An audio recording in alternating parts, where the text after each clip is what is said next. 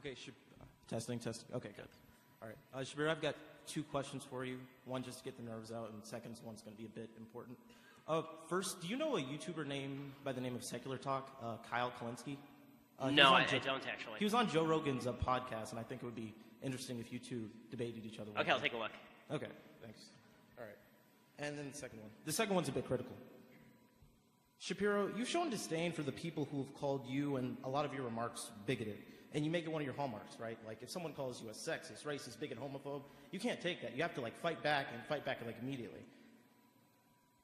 Yet, you call these claims against you preposterous, but yet considering the fact that, A, while you were an editor-at-large at Breitbart, they called people like Bill Kristol a renegade Jew.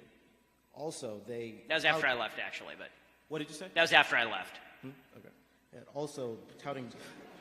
Sorry, go ahead. Okay. No, it's fine. Also counting Jewish leaders as neocons, something that you yourself have said is an anti-Semitic slur. Also, when you resigned, you just saw the infamous poster that they put on you. They put like your face into the David Star. Also, you initially defended a video of your own creation. Well, not of your own creation. It was not of my creation, yeah. The Columbus Day video, yeah. Mm-hmm. The Daily Wire's, you defended that initially. That video where you defended that as satire. Of course, the infamous video of people, of Native American people, their genocide. Yeah, the video's garbage. Justified. Right. And then finally, and most infamously, you said that Arabs, not Islam, were, quote, your words, were the darkness in the Middle East, were rotten to the core. And most infamously and horribly, you said Arabs like to bomb crap and live in open sewage. Okay, so can I address those one at a time?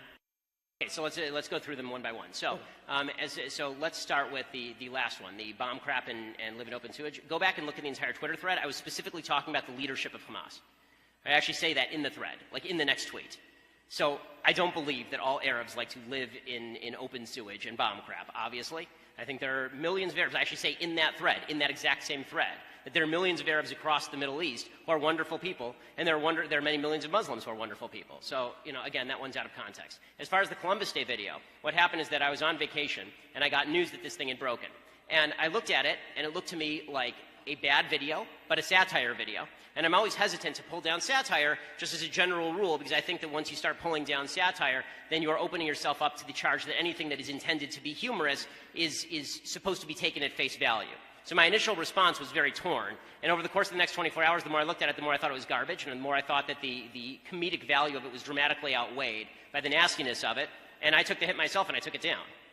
Right, so there's that. As far as the column where I talked about darkness in the Middle East, what I specifically was talking about, again, that's taken out of context, is about a column. It was a column with regard to the Palestinian Authority and the fact that if you were to juxtapose Israeli settlements to the Palestinian Authority, then what you would be looking at is a regime that is terroristic and supports terror attacks and supports tyranny and supports the imprisonment of gay people and does not support women's rights. And you're looking on the other side at a regime, at a state that supports all of the same values that we in the West value. So, so I think it's important that we actually give full context to each of those remarks. Again, the reason that I fight back on the racist, homophobe, bigot charge is because if you're going to call me that without evidence, then you're a jackass. And if you're going to take my stuff out...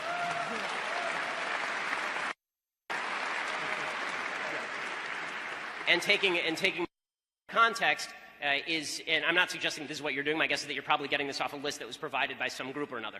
But if that's the case, then pulling quotes out of context and then using these as bludgeons without actually looking at what I was saying is a cheap trick. Okay. So what is your formal education background? So I guess a lot of people don't know what your undergraduate degree was in. So I was at UCLA in political science and then Harvard Law School. Okay. So you don't have, you wouldn't consider yourself an expert in sociology? I mean, I don't consider sociology a particularly expert field, but go ahead. I think I'm able to read a sociological study.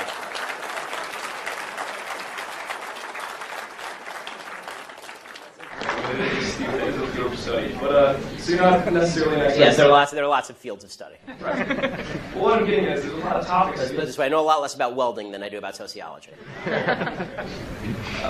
What I'm getting at is that you're not considered an expert in sociology, psychology, gender studies, lesbian dance theory, many of these things that you've brought up tonight. I know a lot more about all those others than lesbian dance theory. As far as if you want to take issue with the argument, I would urge you not to use the argument from authority, which is somebody has a PhD by their name, they know what they're talking about.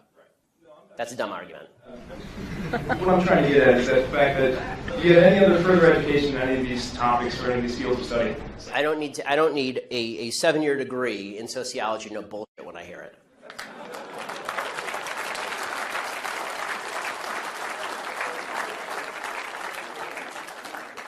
And granted, that's your opinion. Right, because I'm here, yeah, giving it. That would mean that you're also offering kind of an unqualified opinion on a lot of these topics. See, again, you're just making the argument from authority. I don't think slapping a PhD from Ferris State next to your name makes you an expert in all things in the field in which you propose to speak. Okay, the fact is that either my argument's good or my argument's bad.